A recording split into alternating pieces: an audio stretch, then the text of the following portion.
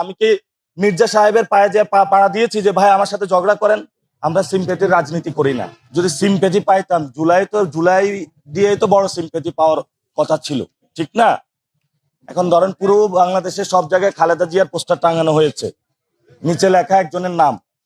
এটা কি সিম্পেথি পাওয়ার জন্য? আপনি কি বলবেন তাহলে? আমরা সিম্পেথির রাজনীতি করি না। আমরা সিম্পেথির রাজনীতি করলে রাস্তাঘাটে এরকম শুয়ে থাকতাম, বিভিন্ন জায়গায় যায় কথা বলে বেড়াতাম। আমরা এখন কেউ বলে উস্কানি দিচ্ছে নাকি, আমরা কি কারো গায়ে হলো চিমটি কাটেছি নাকি হলো গায়ে যায় একটু বলেছি যে কেমন আছো, আমরা কি কারোর সাথে দুষ্টমি করেছি নাকি? আপনার গালে চিমটি কাটলেন না, বললেন এই তুমি আমার উস্কানি দিচ্ছ কেন? নাকি আমরা কারো গায়ে পানি নিক্ষেপ করেছি, নাকি কারো গায়ে ডিম নিক্ষেপ করেছি, নাকি কারো গায়ে ময়লা নিক্ষেপ করেছি? আমরা তো কারো সাথে এগুলো করি নাই। অর্থাৎ আপনি কাজ করতেছেন, ময়লা নিক্ষেপ করেন, ডিম নিক্ষেপ করেন, ইট পাটকেল নিক্ষেপ করেন, পিছন দিক দিয়ে আইসা ঘুষি দেন, তারপরেও বলেন যে আপনারা উস্কানি দিচ্ছেন। এই কেমন রাষ্ট্র, এই কেমন সমাজে বসবাস করি আমরা? তো এটাকে আপনারাও তো সবাই সাংবাদিকরা দেখছেন, মানুষ দেখছে। অর্থাৎ আপনার হাতে মিডিয়া আছে, কন্ট্রোলে সোশ্যাল মিডিয়া আছে, অনেক বড় সেট আছে। আপনি যদি বয়ান উৎপাদন করতে পারেন, এখন আমি কার পায়ে দিয়ে পা বাঁধালাম যে আমি কি মির্জা সাহেবের পায়ে যে পাড়া দিয়েছি যে ভাই আমার সাথে ঝগড়া করেন? আমি কি কোনো বিএনপি নেতাকর্মীর পায়ে পা দিয়েছি যে আপনি আমার সাথে ঝগড়া করেন? বরঞ্চ আমরা প্রচারণা করতে গিয়েছি, তারা আমাদেরকে এসে হ্যারাস করেছে, বাধা দিয়েছে। আমরা এখানে বিএনপির বিরুদ্ধে না, মির্জা আব্বাসের বিরুদ্ধে না, স্পষ্ট কথা। আমরা এখানে যুব দল, ছাত্র দল কারো বিরুদ্ধে না, আমরা সিস্টেমের বিরুদ্ধে। এখন এই এলাকা যদি চাঁদাবাজি চলে, এটার যদি পাহারাদার ছাত্র দল হয়, তাদের বিরুদ্ধে আমাদের ফাইট হবে, আমাদের স্পষ্ট কথা। আমি যখন এখানে এসেছি ঢাকা ৮ আসনে, আপনারা জানেন তো, আমি নমিনেশন যেদিন আমি জমা দিয়েছিলাম, আগের দিন আমি ঢাকা 18 আসনে সবকিছু গুছিয়েছিলাম। পরে সাংগঠনিক সবাই সিদ্ধান্ত হলো যে আমি ঢাকা 8 আমাকে যেতে হবে। ওসমান হাদি ভাইয়ের পরে এখানে খুব ক্রিটিক্যাল কন্ডিশন এবং এখানে একটা সন্ত্রাসের রাজত্ব চলছে। আমি এসেছি জীবনের রিস্ক নিয়ে, এসে কাজ শুরু করলাম। প্রতি পরতে সন্ত্রাস, চাঁদাবাজি, দুর্নীতি। এখন এটা কে করে? এটা কি আকাশ থেকে কেউ এসে এটা করে? গুলিস্তানে কি আকাশ থেকে এসে কেউ সন্ত্রাসী করে? চান রাতের বেলায় আপনি যে বের হবেন, আপনার তো নিরাপত্তা নাই। আমি যদি এটার জন্য কথা বলি, এটা কি আমার অপরাধ? আমরা ঢাকা 8 থেকে ইনশাল্লাহ আমরা বলেছি পুরো বাংলাদেশে একটা মডেল হবে ইলেকশনের। আমরা হলে সিস্টেমের পরিবর্তনের বিরুদ্ধে, কোনো ব্যক্তির বিরুদ্ধে না। ব্যক্তি যদি আইসা পড়ে এই সিস্টেম হলো আমার সিস্টেম, তাহলে তো সমস্যা। সো আমরা যদি লিগ্যাল পার্সপেক্টিভ ওয়েতে দেখি, বাংলাদেশ 5 অগাস্টে গত বছরের যে জায়গাটা ছিল, এখনো কিন্তু ওই জায়গাটা রয়ে গিয়েছে। এখনো 106 এর নিয়মের ব্যত্যয় করেই তো এই কাজগুলো এখন হচ্ছে। এবং সংবিধানের অধিকাংশ জায়গাটাই কিন্তু হলো অলরেডি এটা আছে নাকি নাই। কোনো কাজ সংবিধানের অধীনে হয়, কোনো কাজ সংবিধানের অধীনে হয় না। এবং বিএনপি ওই কাজগুলোতে সন্তুষ্ট রয়েছে। আমি একটা জিনিস বুঝছি, আপনারা তো সংবিধানটারই ছুঁড়ে ফেলা দিতে চাইতেছেন বা সংবিধানটা আপনারা মানতে চাইতেছেন, তো সেই সংবিধানে এটা সংযুক্ত হোক, এইটারই আপনারা এত বেশি গুরুত্ব কেন দিচ্ছেন? ডক্টর সালাম কিন্তু বলতেছিলেন যে এইটা নিয়মের বাইরে গিয়ে উনি বলতেছেন যে সংবিধানের চেয়েও কিন্তু এই আন্দোলন, এই অভ্যুত্থান, এই প্রমিস পোস্ট 5 আগস্ট অনেক বেশি গুরুত্বপূর্ণ। কিন্তু আপনারা সেই সংবিধানটার মধ্যে এটা চাইতেছেন কেন, যে সংবিধানটা আপনারা ফালাই দিতে চান? আপনি হয়তো মিস করেছেন, আমাদের প্রস্তাবনাটা ছিল গণপরিষদ। আমরা তো এই সংবিধানের মধ্যে থেকে গণপরিষদ না, মানে এই যে এখন ইমপ্লিমেন্টেশনটা কখন হবে সেইটা আপনারা প্রেসিডেন্সিয়াল অর্ডার করেই কেন এটা চাইতেছেন, মানে কারণটা কি? আমরা তো প্রেসিডেন্সিয়াল অর্ডারের কথা বলি নাই, আমরা তো বলেছি নিউ কনস্টিটিউশনের মধ্য দিয়েই হোক। নিউ কনস্টিটিউশন মানে সবকিছু, জি আমরা তো গণপরিষদের কথা মানে গণপরিষদের কথা বলতেছেন যে গণপরিষদ করে হোক। এটা আমরা নতুন করে না, এটা আমরা কনসেনসাস কমিশনে আমরা যে প্রস্তাবনাটা দিয়েছিলাম সেটার মধ্যে আমরা গণপরিষদ একদম সংবিধান ছুঁড়ে ফেলে দিয়ে নতুন করে সবকিছু রিস্টার্ট করার কথা বলেছিলাম। এখন যেটা হতে যাচ্ছে, এখন আমি যতটুকু কথা শুনেছি যে তারা একটি প্রেসিডেন্সিয়াল অর্ডার করবে এবং ইলেকশনের সময় গণভোটের একটা প্রস্তাবনা নিয়ে আসতে চাচ্ছে। সেখানেও পিপলস উইলে থাকতে পারে, অর্থাৎ না তারা গণপরিষদ, না তারা অ্যামেন্ডমেন্ট। কারণ বিএনপির যে কথাটা বলেছিল আমরা সেখানে অবজেকশন দিয়েছিলাম, কারণ সংবিধানের মানে আপনারা যদি গণপরিষদের নির্বাচন চান বা গণপরিষদটাই যদি আপনারা চান, তাহলে বর্তমান যে সংবিধান আছে সেইটা কতদিন পর্যন্ত অ্যাক্টিভ থাকবে, নতুন একটা সংবিধান না হওয়া পর্যন্ত? গণপরিষদ যখন আমরা বলি তখন যখন গণ অভ্যুত্থানটা হয়ে গেছে পিপলস উইলের মধ্য দিয়ে, তখনই তো সব সংবিধানটা বাতিল হয়ে গেছে। তো তাহলে এখন আপনি বিচার কাজ, বাংলাদেশ সরকারের কাজ, সেটা কি দিয়ে চালাতেছেন তাহলে? এটা তো আমরা অনেক আগ থেকে বলে আসছি যে একটি যদি ঘোষণাপত্র হতো অথবা একটি পেপার হতো যেটা সবার মধ্য দিয়ে এবং সেটার মধ্য দিয়ে বাংলাদেশ পরিচালনাটা হলে ভালো হতো। এখান তো আমরা তো আমাদের জায়গা থেকে সরি নাই। সো আমি আপনার কথা অবশ্য খুব মানে ফলো করতে পারতেছি না, মানে মানে মির্জা এটা ফখরুল এই যে সাহেবের সম্পর্কে কি মানে আপনি ওয়াহিদউদ্দিন ভাই, সালাউদ্দিন ভাই আছেন, মানে এখানে মির্জা ফখরুলের একটা বড় ভূমিকা রয়েছে। হুম। আপনি এই পলিটিক্যাল এরিনাতে ওনার জায়গাগুলো অ্যাভয়েড করতে পারেন না। কনসেনসাস কমিশন আবার সালাউদ্দিন রয়েছেন এবং উনি ওই জায়গায় চতুরভাবে এখানে বাংলাদেশের মানুষের সাথে অনেকগুলো কাজ করতেছেন, যেটা হলো আসলে ওনার ব্যক্তিত্বের সাথেও যায় না, হয়তো পার্টিগত কারো জায়গা থেকে এগুলো আচ্ছা, করেন। আমরা এটা নিয়ে নিশ্চয়ই এখন আপনার প্রশ্ন আসে যে জি। উপদেষ্টাদের মধ্যে জি। যেটা শুনেছি আমরা শুনতে পাচ্ছি, আমরা যখন নাগরিক কমিটি গঠন করেছিলাম অথবা এই সরকারকে দুইটা বিষয়, যে সরকার যদি কোনো ভালো কাজ করে সেটাতে আমরা সাপোর্ট দিব, কোনো যদি খারাপ কাজ করে সেটাতে আমরা বলছি সমালোচনা করব এবং জবাবদিহিতার আওতায় নিয়ে আসব। তো বাংলাদেশে প্রধানমন্ত্রী শাসিত শাসন বা ইউনিটারি গভর্নমেন্টের একটা জায়গা সেন্ট্রাল বডি হওয়ার কারণে সবাই ইউনুস স্যারের দিকে আঙ্গুল তুলে। তো ইউনুস স্যারটা একা সবকিছু করবে না, তার অনেকগুলো হ্যান্ডস রয়েছে, উপদেষ্টা মহলগণ, একটা ফাইল সচিব পর্যন্ত যায়, অনেক সময় উপদেষ্টাও জানে না। তো রিসেন্টলি মানে আমাদের অফিসেও যখন আমরা বসি, তারপরে হলো যখন আমি ওই দিন এক রিক্সাতে উঠলাম, সে অনেক রিক্সা একটু নিয়ে যায়, রিক্সার পিছন থেকে অনেকগুলো কাগজ ফাইল বলে একটা তদবির করতে চায়। আমি বললাম ভাই এগুলা তো আমরা এগুলা করতে পারবো না। বলে যে অমুক বিএনপির নেতা করে, অমুক জামায়াতের নেতা করে, অমুক উপদেষ্টারা তো এটা করে ফেলছে, আপনার কাছে আগে আসছিলাম।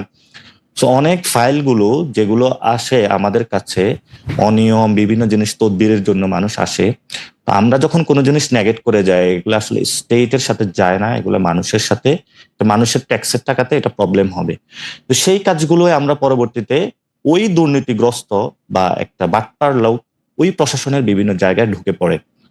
পরে যখন ওই লোকটাকে আবার খুঁজে বের করি কিভাবে কাজটা করাইলেন, কোনো জায়গা থেকে স্টোরি পাচ্ছি বিএনপি নেতা, কোনো জায়গায় স্টোরি পাচ্ছি জামায়াত নেতা, কোনো জায়গায় স্টোরি পাচ্ছি সচিব, কোনো জায়গায় স্টোরি পাচ্ছি অমুক উপদেষ্টার হলো স্বামী বা অমুক উপদেষ্টার অমুক আত্মীয়র মাধ্যমে।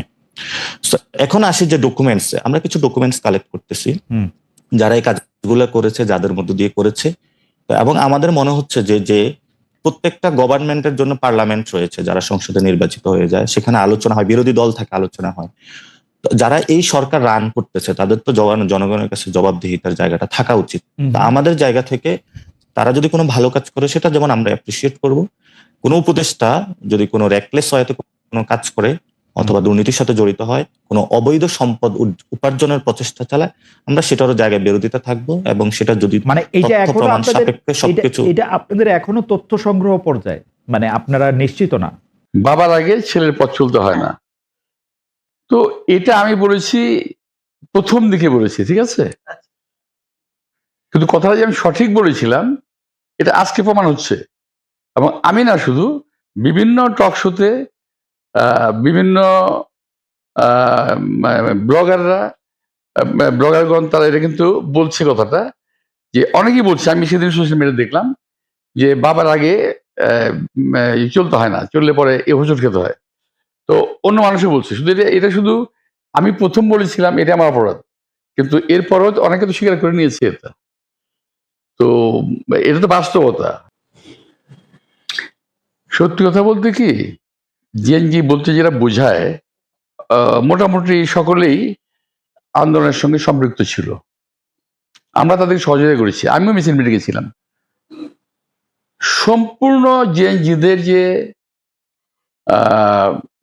মানে অর্জন, এই অর্জনটা বিশেষ একটা গোষ্ঠী এখন কুক্ষিগত করেছে।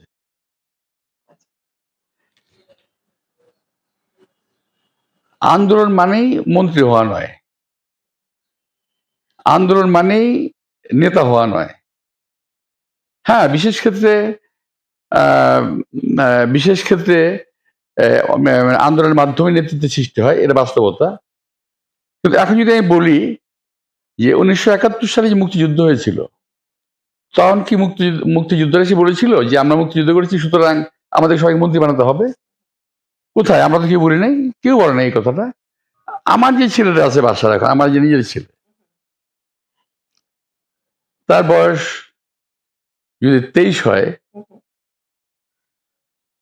যদি আমি অনুপস্থিত হয়ে যাই অর্থাৎ মারা যাই, তখন হয়তো বাধ্য হয়ে তার সংসারের বোঝাটা তাকে নিতে হবে। কিন্তু আমার জীবিত অবস্থায় তাকে যদি আমি সংসদ দায়িত্বটা দেই, সে কি পালন করতে পারবে? পারবে না।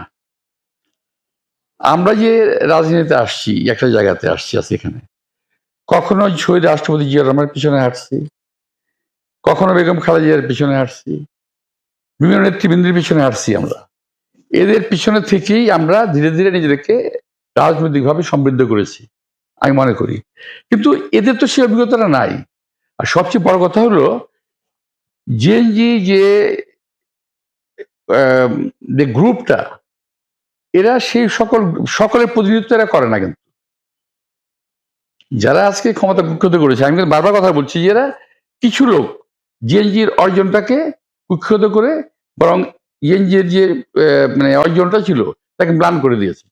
এক ভদ্রলোক বলতো যে আমার তো কোনো পরিবর্তন হয়নি, আমি তো জায়গাতেই আছি, সরকার যদি পরিবর্তন হয়ে যায় আমি কি করবো? তো আমি তো সরকারের সঙ্গে সবসময় ছিলাম, এটা অনেকে বলতো আর কি। তা আমার কথা সেটা যে আমার তো পরিবর্তন হয় নাই। এখন যদি সমাজের একটা গ্রুপের পরিবর্তন হয়ে যায়, আমাকে তার সঙ্গে ম্যাচ করে চলতে হবে। এবং এখন যেটা বিভাজনটার কথা আসছিল, সেই বিভাজনটা বলছি তো এটা একমাত্র দূরীকরণের রাস্তা হলো গণতন্ত্র পুনঃপ্রতিষ্ঠা করা এবং গণতন্ত্রের প্রতি শ্রদ্ধাশীল হওয়া। এখন যেমন ধরেন সময় দেশনেত্রী বেগম খালেদা যখন ক্ষমতায় আসেন, তখন হাসিনা বলেছিল সংসদে যে 1 মিনিটের জন্য এই সরকার শান্তিতে থাকতে দেব না। একটা আক্রমণাত্মক কথা বলেছেন। উনি যদি বসে বলতেন যে এই সরকারকে আমরা সহযোগিতা করব দেশ গঠনে, দেশটা কিন্তু এগিয়ে যেত। যেমন আমরা ইউনিয়ন সরকার আসার পর তাকে স্বাগত জানিয়েছি এবং বারবার তাকে বলেছি যে আমাদের সহযোগিতার হাত প্রসারিত থাকবে, আপনি আপনার কাজ করে যান। এখনো বলছি আমরা সেটা। তো এখন যদি গণতন্ত্রের প্রতি শ্রদ্ধাবোধ থাকে, নির্বাচিত যে কোনো সরকারকেই বিরোধী দলের কি মনে কোনো দলের লোকের সমালোচনা করতে পারে, এটার অধিকার আছে, কিন্তু গঠনমূলক সহযোগিতা করতে হবে, পাশাপাশি গঠনমূলক আলোচনা করতে হবে পাশাপাশি। অফকোর্স আমরা এখনো শহীদ রাষ্ট্রপতি জিয়া রহমানের আদর্শে বিশ্বাসী, আমরা এখনো খালেদা জিয়ার নেতৃত্বে বিশ্বাসী, এখন পর্যন্ত আছে। আমি জানি না পরে কি হবে, বাট এখন পর্যন্ত আছে। একমাত্র কোরআন শরীফ ছাড়া সবকিছু পরিবর্তনশীল। দেশের, জাতির এবং সময়ের প্রয়োজনে যেখানে পরিবর্তন করতে হবে সেটা করতেই হবে। এটা তো একেবারে অবধারিত। আমাদের রাষ্ট্রপতি জিয়া রহমানের পিছনে কিংবা সঙ্গে হেঁটে অর্জন করেছি কিছু, দেশনেত্রী বেগম খালেদার সঙ্গে চলে কিছু অর্জন করেছি। পরিবর্তন পরিস্থিতিতে আমারও কিছু পরিবর্তন ঘটেছে, দেশের পরিবর্তন ঘটেছে। এখন আমাদের নতুন প্রজন্ম আছে, তারা যদি ভাবতে শুরু করে সবকিছু আমিই বুঝি, এরা কিছু বোঝে না। আমার মতো যদি আরো একজন ক্যান্ডিডেটকে জিজ্ঞেস করেন, সেও তো বলবে যে আমি বিপুল ভোটে জয়লাভ করবো, আমিও বলবো। তো সকলেই কথা বলার অধিকার আছে, ভোটের মাঠে কাজ করে। তবে আমি আমাদের বেলায় বলতে পারবো, বিএনপি বেলায় বলতে পারবো যে বিএনপি একটি পরীক্ষিত দল। এই দলটি ভালো কিংবা খারাপ এটাই দেশের লোক দেখেছে। বিএনপি 3বার ক্ষমতায় ছিল, অন্য কোনো দল কিন্তু এভাবে ক্ষমতায় ছিল না। সুতরাং তারা কতটুকু ভালো করবে এটা কিন্তু বলা খুব মুশকিল। সুতরাং আমি মনে করি দেশের জনগণ পরীক্ষিত কোনো দলকেই ভোট দিয়ে জয়যুক্ত করবে না। এখানে আর তেমন কিছু বলার নেই, কথা তো অনেক কিছু বলা হয়ে গেছে। তবে এদেশের জনগণ তারা আমাদের তো অলমোস্ট আমাদের দেশকে দেওয়ার যা কিছু ছিল আমরা বোধহয় দিয়েই ফেলেছি। যতটুকু আছে যদি নতুন প্রজন্ম আমাদের কাছে চায়, আমরা উজাড় করে তাদেরকে দিতে পারবো। এবং তারা সব, আবারও বলছি যে আমাদের অভিজ্ঞতা এবং তাদের সক্ষমতা, দক্ষতা মিলিয়ে যদি কাজ করে, তারা দেশ থেকে এগিয়ে নিয়ে যেতে পারবে।